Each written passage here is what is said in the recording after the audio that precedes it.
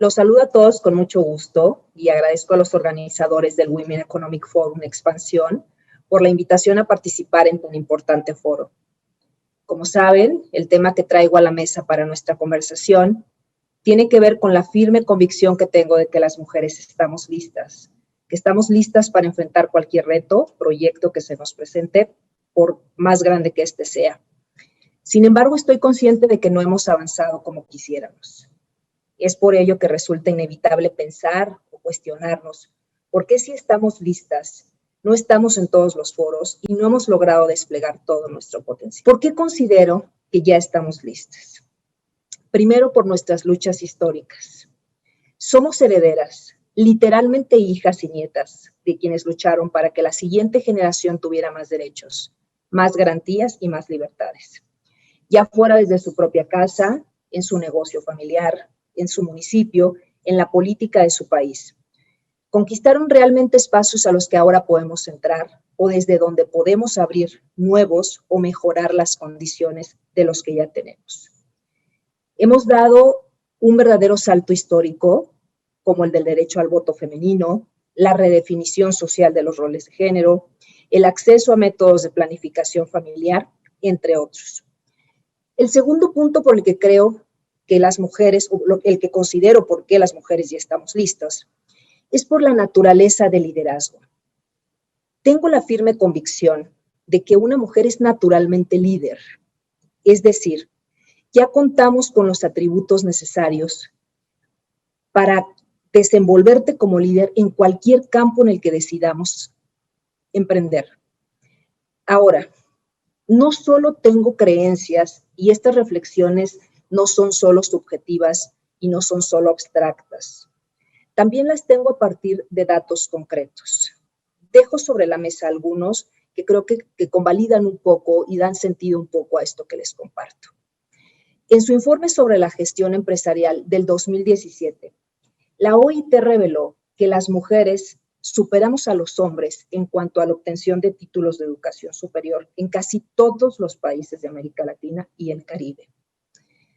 También, en ese mismo informe, pero citando a la OCDE, nos dice que las tasas de mujeres emprendedoras son altas en América Latina, pero muy por encima de los países de esta organización.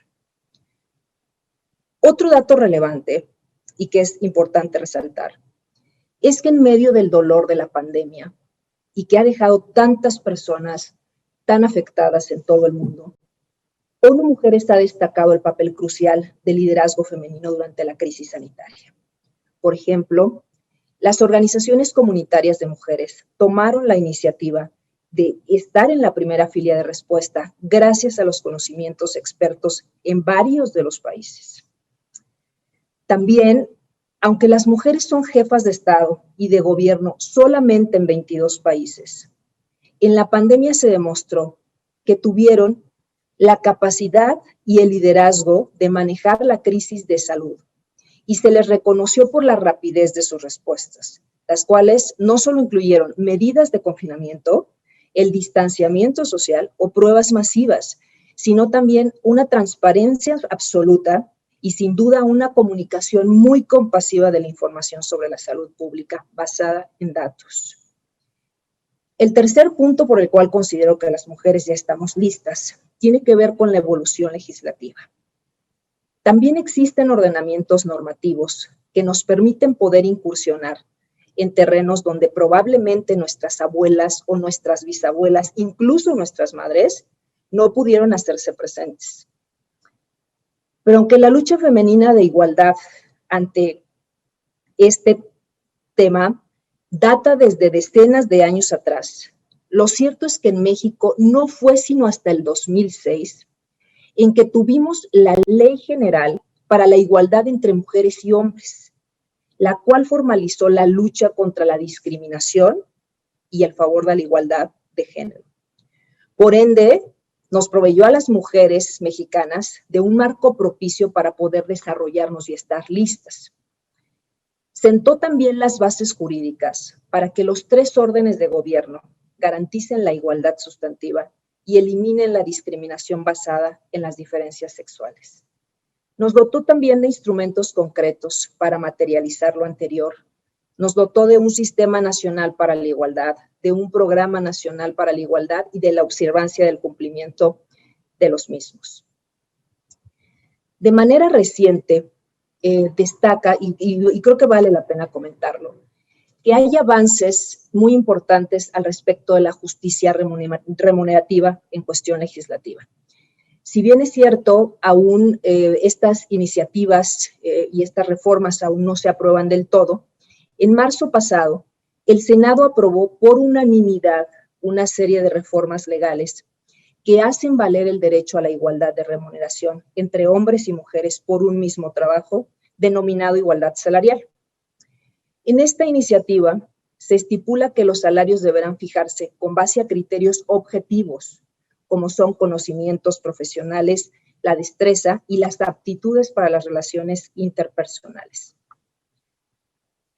Faltaría la verdad si yo afirmara o si les afirmara, después de todo lo anterior, que el panorama es totalmente positivo para las mujeres en el mundo y en México. O si dijera que hemos alcanzado el mejor escenario posible.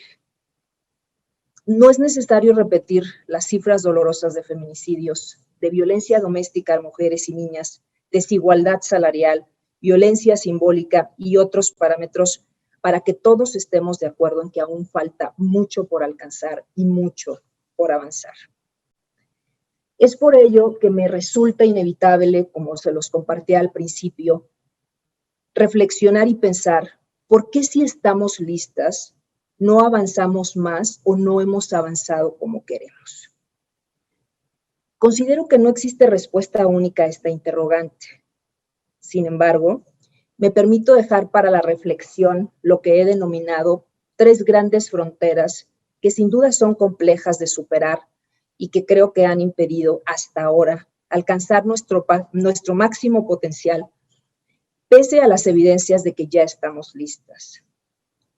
Personalmente y desde siempre, sobre todo en los últimos tiempos, me he planteado algunas preguntas que quiero compartirles y que pueden servir de guía para esta parte de la conversación. La primera de ellas es por qué, si la gran mayoría de la sociedad dice estar de acuerdo con las causas de igualdad de género, ¿por qué la agenda en la práctica no avanza o no avanza como quisiéramos? La segunda es por qué es complicado que mujeres escalemos a puestos directivos. La tercera es por qué todavía somos discriminadas cuando de estar en posiciones estratégicas se trata. Para ello, y para tratar de dejar en la mesa esta reflexión, les decía que he presentado 3 fronteras que hoy quiero compartir con todos ustedes. La primera tiene que ver con el plano personal. Quisiera aludir al síndrome del impostor, que nos impide tanto asimilar y reconocer nuestros propios logros. La realidad es que no es algo que solo se manifiesta en las mujeres, pero sí he podido observar cómo en nosotras suele ser algo que se refleja aún mucho más. Conozco a mujeres con formación académica de excelencia y desarrollo profesional de primera, pero que subestiman sus logros. Entonces, esto es un tema muy relevante y que afecta mucho a que podamos avanzar de una manera mucho más rápida o como quisiéramos. El segundo de ellos es el plano social. En el plano comunitario también existen barreras impuestas por el exterior o autoimpuestas que vale la pena rescatar. Por un lado, aunque hay muchos ejemplos de sororidad entre mujeres, creo que aún nos falta fortalecer para llegar más lejos esa sororidad. Necesitamos ese empuje colectivo. Esta palabra que es tan relativamente reciente en nuestro vocabulario es más importante que nunca, pues nos denota la solidaridad y la alianza.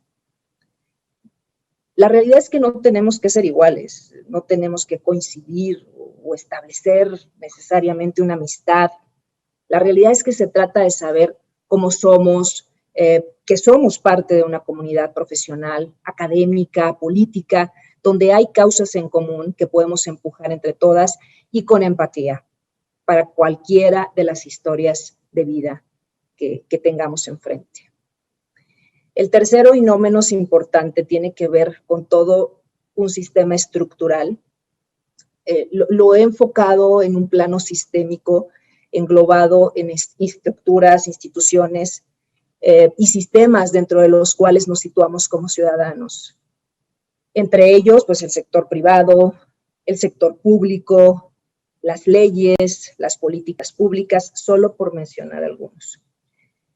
Quisiera mostrar un bosquejo de algunos ejemplos en estos planos que creo que vale la pena resaltar. El primero de ellos es un ambiente desigual. Si bien en lo individual las mujeres podemos llegar a tener altos grados de preparación académica, somos emprendedoras, resilientes, multifacéticas, sin duda hay un ambiente desigual arraigado que hace que no podamos desplegar nuestro potencial. Uno de estos escenarios es precisamente la otra cara de la moneda de lo que mencioné minutos atrás sobre la igualdad salarial y la inclusión laboral. En un foro reciente sobre el TEMEC, la reforma laboral y la igualdad de género, se destacó que México ocupaba el último lugar en igualdad de género laboral en América Latina. Es el país de la OCDE con más baja participación laboral y tan solo en 2019 se encontraba muy por debajo de la tasa de incorporación de los otros países de Latinoamérica. De acuerdo a un análisis de Friedrich Ebert, alrededor del mismo tema, en México, las mujeres enfrentamos los mismos problemas laborales que las mujeres en el resto del mundo. Sin embargo, tenemos una carga adicional de otros que es mucho más grave. Tenemos una alta concentración e inequidad, debilidad institucional y políticas públicas insuficientes. Adicionalmente, en comparación con los países de la OECD, México tiene una de las mayores brechas de empleo por género de las mujeres que trabajan. Muchas lo hacen en la informalidad, sin protección y con salario, sin protección social, por supuesto, alta inseguridad y bajos salarios. En este sentido, y citando el mismo estudio de la OECD sobre esta batalla cuesta arriba por la igualdad de género, señala que solo un 44% de las mujeres mexicanas en edad de trabajar están empleadas. La tasa más baja, esto representa la tasa más baja de los países de la OECD y muy inferior a la tasa de los hombres mexicanos activos en el mercado laboral.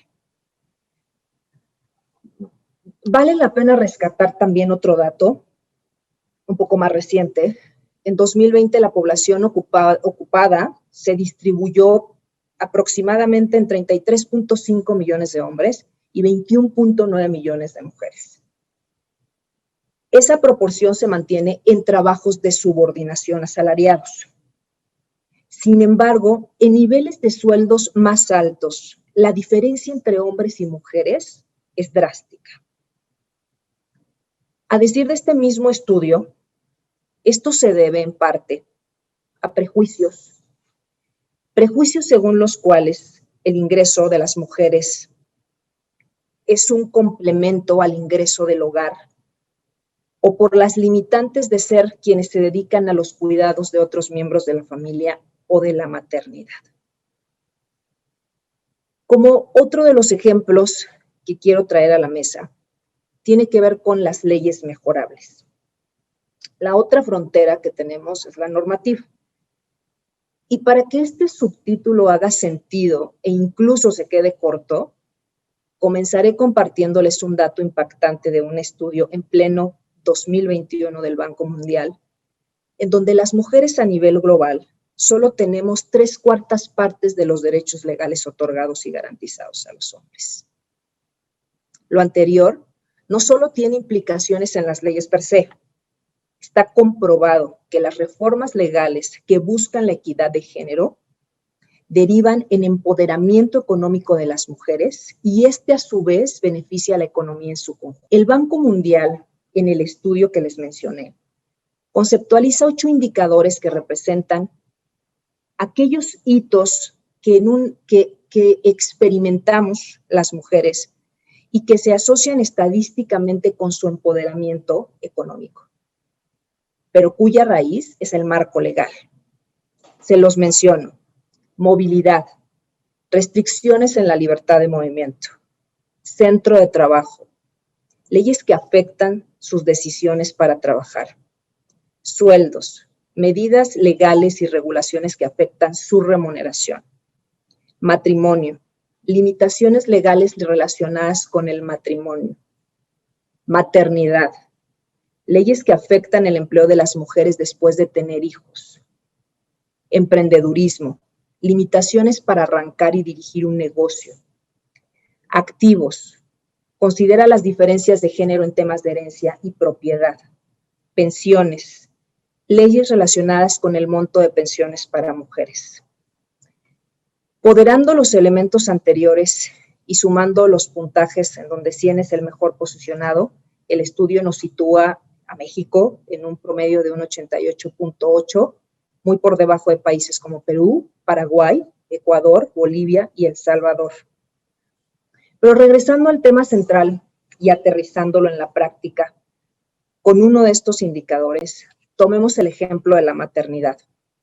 Está comprobado que en una aplastante mayoría suelen ser las mujeres quienes toman una licencia o renuncian a su empleo cuando suceden cosas como la maternidad, una enfermedad en los hijos o cierre de escuelas o guarderías.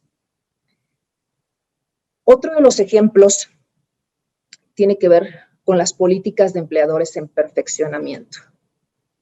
Otra consideración en esta reflexión de por qué si estamos listas no hemos llegado más alto, es que ya sea el sector privado o el empresarial, aún no toma fuerza la convicción y consecuentemente puesta en práctica de que la igualdad de género también tiene ventajas corporativas y que hay un fortalecimiento para las organizaciones. Aunque es posible en una exposición definir y categorizar algunas fronteras que impiden que las mujeres logremos un mayor empoderamiento en los diferentes escenarios de la vida laboral y personal, esto no significa que en la práctica sean fáciles de superar.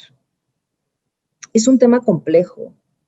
No por algo teóricos ubican los inicios de esta lucha feminista en un siglo tan lejano como el siglo XIII. Sin embargo, tener claros los conceptos que nos dan una hoja de ruta de los sectores donde debemos trabajar o de los sectores en donde otras mujeres ya nos han allanado el camino para continuar, vale mucho la pena.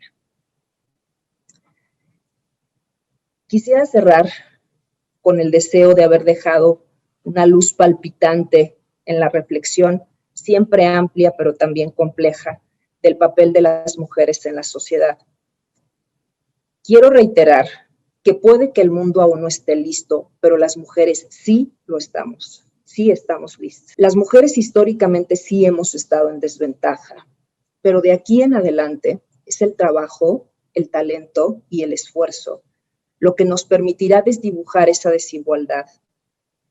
Siempre habrá experiencias frustrantes en todos los niveles de vida, pero la discriminación por razones de género debe ser un catalizador para el progreso, no un desincentivo autoimpuesto. Comencé diciendo que somos las herederas de la lucha de otras mujeres y cerraré transmitiendo que es momento de pensar que ahora somos nosotras las que heredaremos el producto de nuestras propias victorias. Muchas gracias.